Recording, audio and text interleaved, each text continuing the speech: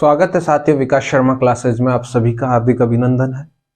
आज हम बात करेंगे इकोनॉमिक सब्जेक्ट को लेके और उसका हमारा जो फर्स्ट टॉपिक रहेगा वो रहेगा मुद्रास्फीति। हम संगणक के सिलेबस के बेस पे हम ये टॉपिक्स कर रहे हैं, तो हमारा जो आज का टॉपिक है वो है मुद्रास्फीति। इसे बोलते हैं इन्फ्लेशन, मुद्रास्फीति। इसी को हम इन्फ्लेशन बोलते हैं। क्या बोलते हैं इन्हें? इन्फ्लेशन। मुद्रास्फीति बोल दो, मुद्रा का प्रसार बोल दो या महंगाई बोल दो, इसे मुद्रा प्रसार भी बोल दो आप, और इसको हम महंगाई के नाम से भी जानते हैं। हालांकि मुद्रास्फीति होती क्या है इसके बारे में हम चर्चा कर रहे हैं विस्तार पूर्वक। मुद्रास्फीति का मतलब क्या होता है? कीमतों में वृद्धि होना।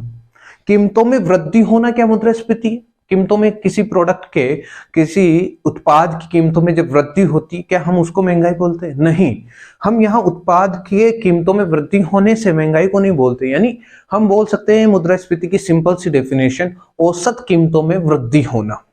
समझ रहे हो? औसत कीमतों में क्या होना? वृद्धि होना। उसी को हम मुद्रास्फीति के नाम से जानते हैं।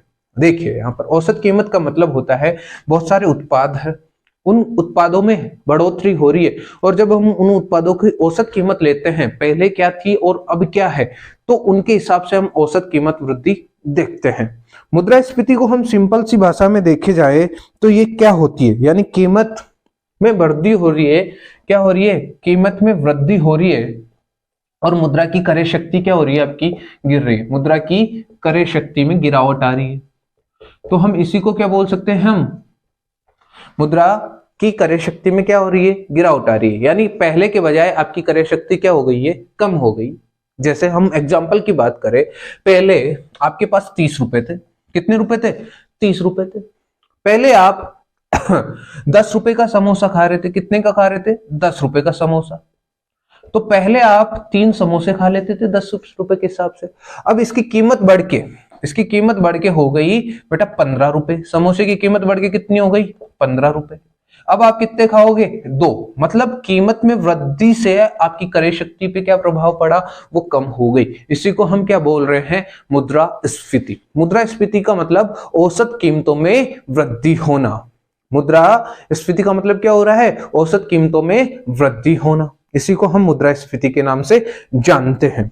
अब देखिए, मुद्रास्फीति में हम जाने तो सामान्यतः औसत कीमतों में निरंतर वृद्धि से है। मुद्रास्फीति का मतलब हम जाने तो मुद्रास्फीति बराबर औसत कीमतों में निरंतर वृद्धि होना। औसत कीमतों में निरंतर वृद्धि होना। इसी को हम क्या बोल देंगे? मुद्रास्फीति। औसत कीमतों में निरंतर वृद्धि होना, इसी को हम क्या बोल देंगे? मुद्रास्फीति। समझ में आ रहा है? अब औसत कीमत का मतलब देखिए, मैं बताऊं, आपके पास वस्तुएं थी A B C D, ये 4 वस्तुएं थी। ये आपकी वस्तुएं हैं। इसकी जो पहले कीमत थी, कीमत 2020 में, मान लो 2020 में इनकी कीमत थी, इसकी A वस्तु की कीमत थी 25, B वस्तु की कीमत थी 30, इस वस्तु की कीमत थी 15 और इस वस्तु की कीमत थी आपकी 30 रुपए। अब ध्यान से सुनिएगा बेटा, अगर मैं इनका जोड़ लगाऊं, क्या लगाऊं? इनका जोड़, और 2021 में देखो, इस वस्तु की कीमत बढ़ के 30 हो गई, इसकी 35 हो गई, इसकी 20 हो गई और इसकी 25 रह गई। ध्यान से सुनना बेटा, एक एक बात को ध्यान से समझना। ये इसका जोड़ लगाता हूं तो 25, 30, 40, 70, 100 हो गया। ये 100 हो गया, ठीक है। इधर देखेंगे तो 25 और 35 कितना होता है? 60, 60 और 50 कितने होते हैं? 110। यहां पर कितनी हो गई? 110। अब ध्यान से सुनना बेटा, ये 100 रुपए है चार प्रोडक्ट की, तो लगभग आपके आ रहे हैं 25 रुपए। अब देखो 110 हो गई 4 प्रोडक्ट के, तो यहां पर कितनी आ रही है? ध्यान से समझना बेटा, 4 दूना 8, ठीक है, 4 7 28, 27.5 हो गई। कितनी हो गई? 27.5। पहले 25 थी, अब कितनी हो गई? 27.5। यानी यहां पर औसत कीमतों में वृद्धि हुई है, यानी इस उत्पाद के मूल्य में तो गिरावट आई है, तो हम ऐसे नहीं बोल सकते कि मुद्रास्फीति कम हो गई, यानी ओवरऑल देखा जाएगा। ओवरऑल देखा तो मुद्रा की औसत कीमतों में क्या हुई है, निरंतर वृद्धि हुई है। इसी को हम मुद्रास्फीति के नाम से जानते हैं। बात समझ में आई कि मुद्रास्फीति क्या होती है? एक बार नोट करना चाहो तो नोट कर लो, फिर आगे बढ़ूंगा।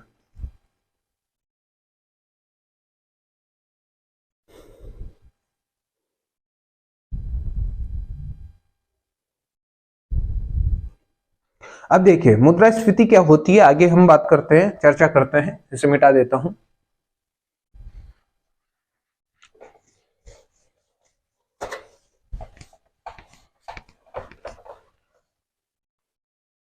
जो मुद्रास्फीति होती है ये दीर्घकालीन प्रकृति की होती है। मुद्रास्फीति दीर्घकालीन प्रकृति की होती है, ये लिख लेना बेटा बिंदु। मुद्रास्फीति दीर्घकालीन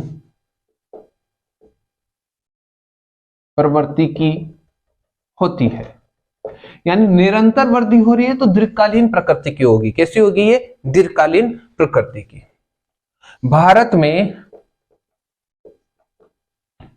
697 वस्तुओं को लेके चलते हैं और राजस्थान में 154 वस्तुओं से मुद्रास्फीति निकाला जाता है। भारत में तो कितनी वस्तुएं से? 697 वस्तुएं से, और राजस्थान में 154 वस्तुएं से क्या निकाली जाती है?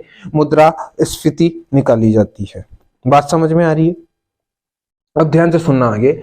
मुद्रास्फीति एक देश की अर्थव्यवस्था के लिए हानिकारक होती है। मुद्रास्फीति एक देश की अर्थव्यवस्था के लिए हानिकारक होती है।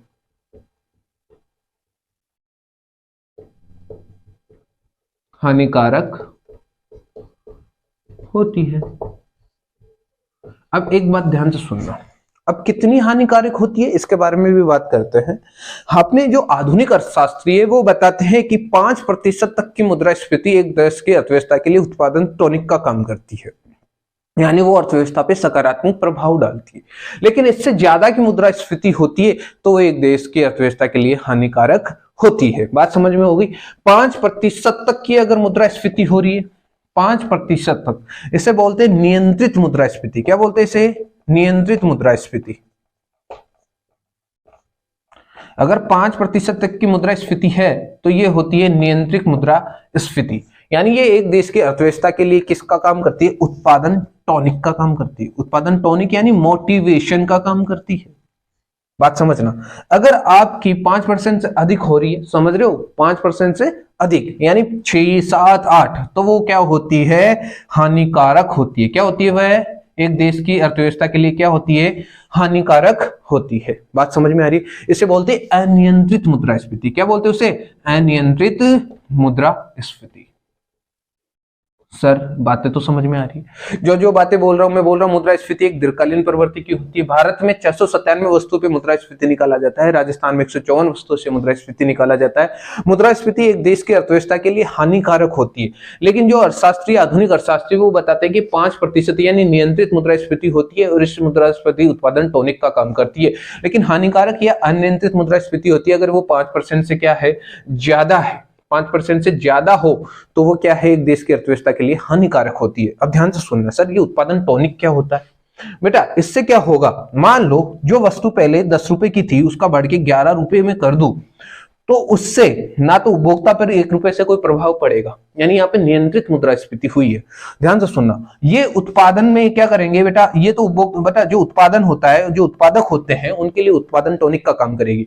कैसे? वो 1 रुपए का ज्यादा प्रॉफिट कमाने की सोचेंगे, इस पर ज्यादा प्रॉफिट मिलने की संभावना होगी और बहुत सारे उपभोक्ताओं से उन्हें ज्यादा प्रॉफिट होगा। इस वजह से ये हो जाएगा उत्पादन टॉनिक का काम करेगी और यहाँ पर मांग पर भी कोई प्रभाव नहीं पड़ेगा। जितने उपभोक्ता पहले मांग कर रहे थे उतने ही यहाँ पर अभी भी मांग करेंगे। लेकिन यहां पर जैसे जो 10 रुपए की वस्तु 15 रुपए की हो जाती है तो यहां पर 5 रुपए का प्रभाव पड़ गया, सीधा ही 5 रुपए का प्रभाव पड़ा। अब ध्यान से सुनना, यहां पर उपभोक्ताओं की संख्या भी कम हो जाएगी, यानी डिमांड कम हो जाएगी और उत्पादन पर भी नकारात्मक प्रभाव पड़ेगा। बात समझ में आ गई? यानी नियंत्रित मुद्रास्फीति क्या करती है? उत्पादन टॉनिक का काम करती है। अनियंत्रित मुद्रास्फीति क्या काम करती है? ये हानिकारक होती है एक देश की अर्थव्यवस्था के लिए, यानी यहाँ पर बेरोजगारी भी बढ़ती है। क्लियर है क्या बात? ओके। अब आगे हम जो बात करेंगे मुद्रास्फीति को लेके, मुद्रास्फीति का सूत्र क्या होता है ये देख लीजिएगा। मुद्रास्फीति निकालने का सूत्र देखिए,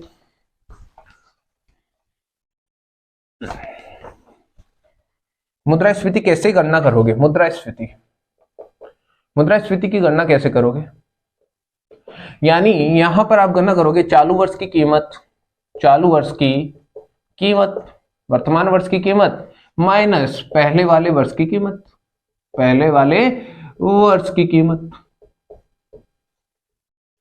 अपॉन पहले वाले वर्ष की कीमत, अपॉन क्या कर दोगे? पहले वाले वर्ष की कीमत, इनटू क्या कर दो? 100।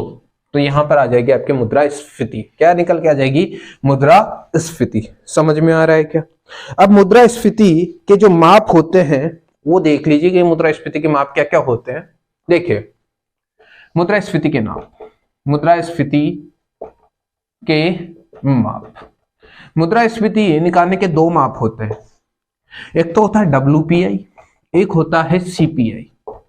ध्यान से सुन लेना, इसे बोलते हैं होल प्राइस इंडेक्स, इसे बोलते हैं कंज्यूमर प्राइस इंडेक्स। उपभोक्ता मूल्य सूचकांक, इसे बोलते हैं थोक मूल्य सूचकांक। अब ध्यान से सुनना, उपभोक्ता मूल्य सूचकांक यानी बड़े परिवर्तनों के लिए लिए जाता है, थोक मूल्य सूचकांक छोटी छोटी वस्तुओं के लिए लिया जाता है। ध्यान से सुनना, WPI वस्तुओं के मूल्य में जो व्यापक परिवर्तन होता है, WPI क्या होता है? वस्तुओं के मूल्य के व्यापक परिवर्तन को दर्शाता है। वस्तुओं या सेवाओं के मूल्य में क्या हो रहा है?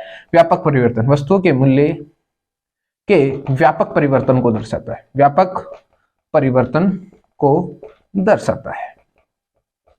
ध्यान से सुनना। अब मैंने बताया था कि भारत में कितनी वस्तुएं?